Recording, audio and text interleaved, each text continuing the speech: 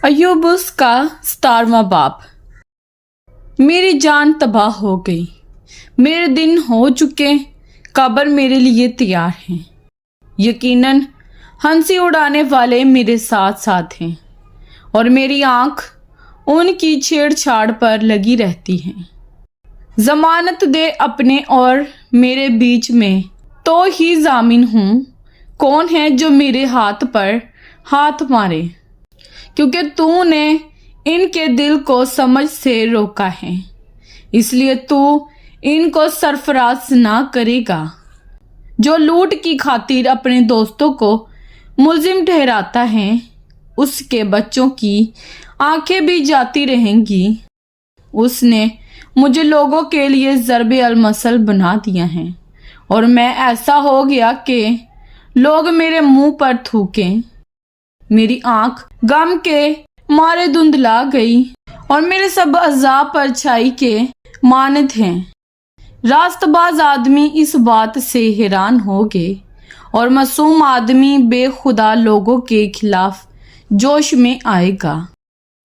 तो भी सादिक अपनी राह में साबित कदम रहेगा और जिसके हाथ साफ हैं वो जोरावर ही होता जाएगा।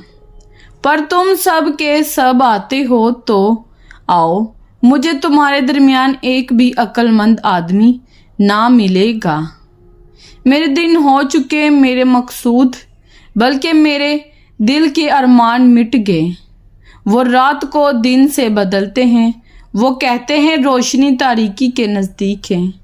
अगर मैं उम्मीद करूं कि पताल मेरा घर है, अगर मैंने अंधेरे में अपना बिछोना बिछा लिया है, अगर मैंने सड़ाहट से कहा है कि तू मेरा बाप है और कीड़े से कि तू मेरी माँ और बहन है, तो मेरी उम्मीद कहाँ रही?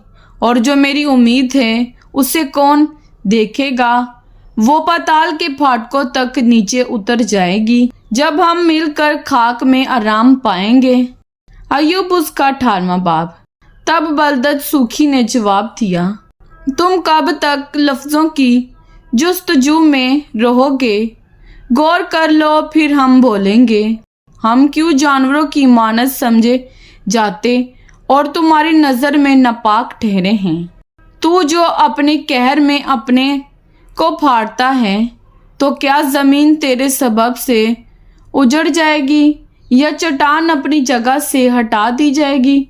बल्कि शरीर का चिराग गुल कर दिया जाएगा और उसकी आग का शोला बेनूर हो जाएगा। रोशनी उसके डेरे में तारीकी हो जाएगी और जो चिराग उसके ऊपर हैं बुझा दिया जाएगा। उसकी कुव्वत के कदम छोटे किए जाएंगे और उसकी मसलहत उसे नीचे गिराएगी, क्योंकि वो अपने ही पाँव से जाल में फंसता है और फंदों पर चलता है। दाम उसकी एड़ी को पकड़ लेगा और जाल उसको फंसा लेगा। कमंद उसके लिए ज़मीन में छुपा दी गई है और फंदा उसके लिए रास्ते में रखा गया है। दहशतनाक चीज़ें हर तरफ उसे डराएंगी और उसके दर पे होकर उसे भगाएंगी।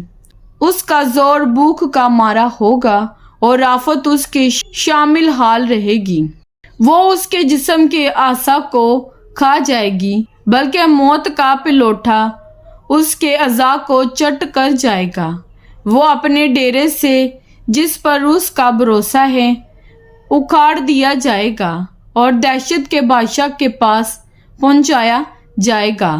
वो जो उसका नहीं उसके डेरे में बसेगा, उसके मकान पर गंधक छितराई जाएगी, नीचे उसकी जड़ें सुखाई जाएंगी और ऊपर उसकी डाली काटी जाएगी। उसकी यादगार ज़मीन पर से मिट जाएगी और कूचों में उसका नाम ना होगा।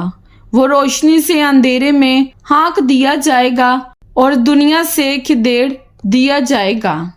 उसके लोगों में उसका ना कोई बेटा होगा ना पोता, और जहाँ वो टिका हुआ था वहाँ कोई उसका बाकी ना रहेगा।